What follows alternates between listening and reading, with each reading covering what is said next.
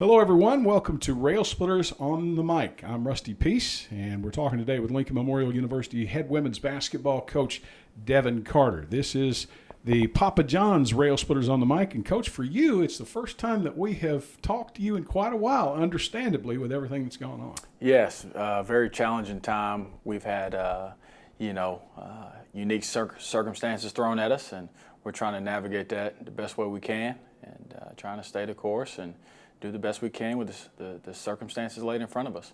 It's something that colleges and universities throughout the country have been dealing with since the spring, and for Lincoln Memorial and for a lot of other NCAA institutions, in particular the South Atlantic Conference, we did get some good news recently, and that was that we will be starting basketball season, and we can officially start November 21st. Yeah, very good news.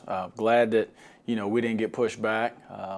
I think the thing that we got to be cognizant of is that we got the news and we're going to be able to play, and I think that our kids are very excited about it, excited about the opportunity.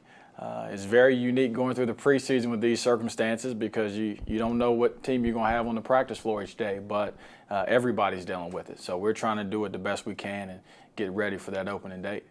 You talk about opportunities, and one of the challenges, as you well know, for being a first-year head coach at a different program is the challenge of building that program the way you want it to be. Now, you did inherit some players from a year ago, but you've also added a lot of new faces, a lot of maybe needs to the program. Talk about, if you will, some of the things that you have found challenging for yourself personally since taking over as head basketball coach and since you officially got the opportunity to begin practice. Yeah, I think I tell people this, I think the hardest thing to do is change mindsets, and especially mindsets that have been, in place for a couple years. That's been the challenge, changing mindsets. And I give credit to our kids. They're starting to buy into that mindset. I think that when you're trying to build a program, the main thing that you want to have is that you want to have kids that compete. You want to have good kids, right? And you want to have kids that are willing to work and come in every day with a workmanlike attitude. And so we've been, slowly trying to integrate into our kids what it takes to be successful, what it takes to be a winner and what it takes to be a champion. I think at first they looked at me like we had 8 heads, but they're starting to slowly embrace that, and that's good to see. We have gone through one day you have your whole team, next day you got 5 kids, but we weathered that, and kids they're working, they're putting the work in. We're going about our business every day, and so that's been the toughest part of it. The other piece that I think that coaches, when they come into a program and they want to establish their culture, is that they've got to make sure that they set the tone every single day for those kids. And so my staff and myself, we've been very cognizant of that. We're the tone setters, and we can't expect kids to follow our words and not our example. And so we've been trying to make sure we come in every day with the juice, as I call it, so that our kids are ready to go and they follow our example. You said something similar to me the last time we spoke. It was off the camera, of course, and you felt like you wanted to see your players bring their A game, even in practice. You wanted to see a better effort every day. They were going to have to bring a better effort. And you felt like, in talking, and I'm kind of recanting what you were talking about that particular day, that you and your coaching staff were going to have to work diligently to instill that in their minds. And it appears that over a few short months or a few short weeks that seems to be the case. They're starting to give the effort, more of the effort that you're looking for in order to compete and possibly win a championship. Yeah, I mean, we have a saying in our program, it takes what it takes. And, I remember, I recall our first few practices, the gym was just quiet. And a quiet gym is a sign of a losing team. And so, you've got to go through every practice and look at it like an opportunity. Like, I have an opportunity to get better today. And a lot of people want to play, but with playing comes coaching, and with playing comes responsibility, and with playing comes consistent habits that you have to bring every single day. I don't care if you were the leading scorer last year. Obviously, that didn't get us very far. You have to bring it today, and then we'll focus on tomorrow.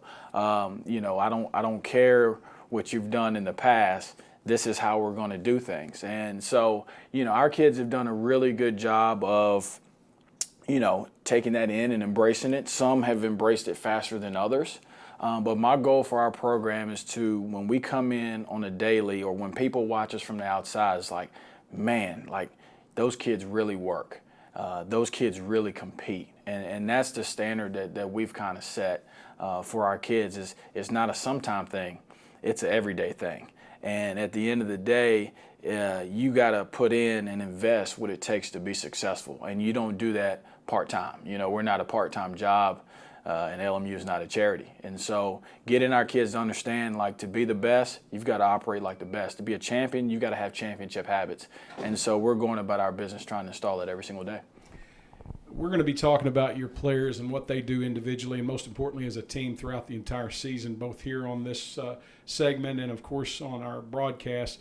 Right now, I'd like to get your comments about your coaching staff and what you feel each of them individually bring to the table for the collective effort of the team. Yeah, so when you're putting together a coaching staff, you've got to have somebody that is going to add value to your program. And so our coaching staff is very unique because our coaching staff is so young. One thing that I learned from my dad is that you want to surround yourself with young people because they keep you energized. And my staff definitely does that. But another thing is that, I've been around a lot of coaches that were older that bring no value to a staff. And the one thing I can say about my assistants is that they're very humble. No task is too small. They do a great job of connecting with our kids. They do a great job of holding our kids accountable and coaching them. And then off the floor, they do a great job of working. And so, whether it's Coach Sanders on the road recruiting all the time, whether it's Coach Rodriguez taking care of the organizational side and recruiting as well, whether it's Coach Wilson making sure everything is in alignment for the day, they do a great job. Individually, Coach Sanders, like I said, does a great job recruiting for us. There's not a kid that's going to come out of Tennessee that we're not going to know about. And I believe that, our goal when we took this job was to put a gate around the state. We've got to recruit our state. And hopefully one day you look at our roster and there's a ton of Tennessee kids on it. Not saying we're not going to recruit other areas, because we are. We're going to get in all those other states, but he does a great job of that. He does a great job of, from a recruiting side, whether it's with our social media or whatever it may be, he does a great job with that, and then he does a great job in player development. Coach Rodriguez, she makes this thing tick. She does a great job from the organizational side. She's a Adobo, an assistant coach. She's everything. She wears a lot of hats in our program. The one thing about Coach Rodriguez is that she is super positive, and she does a great job in building our kids up when they need to have that talk, when they need to have that conversation.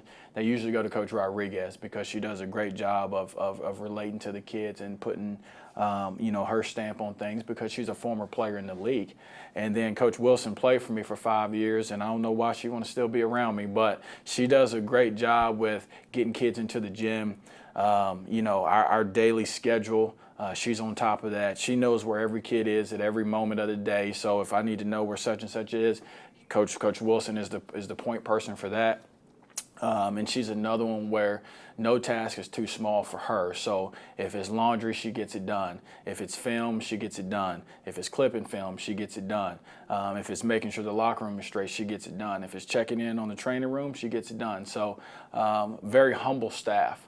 And that was really important for me when putting this staff together. I want humble people around me, because sometimes you got to get dirty, and sometimes you got to interact with people. And if you come off as arrogant, it's an automatic turnoff. And so I wanted humble people around me who were willing to work and who understand our culture as well. And I think our staff has done a phenomenal job of that. Not to take being humble lightly, but it seems like work ethic is so important to your staff. back to Coach Sanders for just a minute. I mean, when you were hired as the head coach, he was the first person you brought on board. Yes. Whenever I see him throughout the arena, whenever I see him on campus, he's always in that mind frame or that look on his face of work mode. Yes. And so he's always doing something for the benefit of the team. Yes. I mean, and that's why I think that when you look at since Coach Sanders has come on staff, the wins speak for themselves. When I was putting this staff together, I wanted to make sure we had somebody and people who were willing to work. Because once again, our goal in building this program, and building programs takes time, but it takes a lot of work that goes into it. And you got to be willing to do the work. I've been around some coaches who don't want to do the work. They don't want to go recruiting. They don't want to make phone calls, right? They don't want to build relationships with the kids and get them better. They think they know everything. And so Coach Sanders and Coach Rodriguez and Coach Wilson, they do a great job of just, if we're in here meeting about practice, they do a great job of putting their input in, and they're not yes men. They do a great job of, hey, Coach, don't forget, such and such has got a tutor at 7, so we need to wrap up by then. Like they do a great job of allowing me just to be able to coach, and they do a great job of putting our kids first.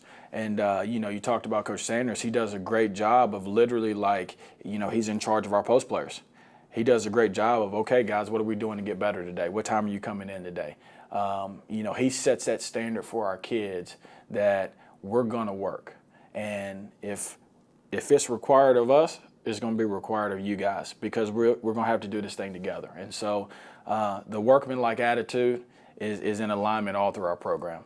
We want, once again, it takes what it takes. So you've got to be willing to work to accomplish what we're trying to accomplish. It's no small feat, and it's not natural. A lot of people want to be average. We want to be champions. A lot of fans are looking forward to the 2020-21 schedule, and of course, whenever you're competing in the South Atlantic Conference, there are no easy games. I right. mean, anybody can knock off anybody on any given night. That being said, the NCAA has shortened the season a little bit. We're going to play 20 non-conference games. 20 conference games. I'll get it right in just a second. 2 non-conference games. Who do you see as the strongest competition within the league this year? And what's it going to take for this Lady Railsplitter basketball team to rise toward the top of the league and possibly compete for a conference regular season and tournament title? Well, that's a tough question to answer, because I think all the teams in our league are good. I tell people, and I truly mean this, I think the coaches in our league have got to be the best in the country from top to bottom. I mean, when you look at Coach Hancock at Wingate, when you look at Coach Mincy at Carson Newman, when you look at Coach JB at Anderson, we have some coaches that just flat out can coach in our league. And it keeps you up at night, because like you said, there are no easy games, and these teams are going to be well prepared. And so, that's a tough one. I think that, Wingate is going to be phenomenal this year. They were young last year, and if there's one thing I know about Coach Hancock, she wins championships, and she gets her kids to play hard. Their staff is phenomenal. Carson Newman is going to score 150 points, seems like a game on you, and you got to find a way to stop them. Coach JB is probably the brightest coach, off the floor, and he's a heck of a coach on the floor.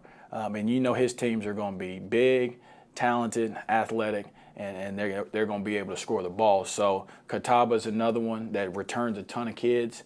Probably preseason player of the year in DeShazo. And then Coach Terrence does a great job with his kids as well. So the league is going to be tough. What we've got to do, we've got to continue to change our habits. We've got to continue to change our mindset. We've got to continue to put our work in and, work with our head down.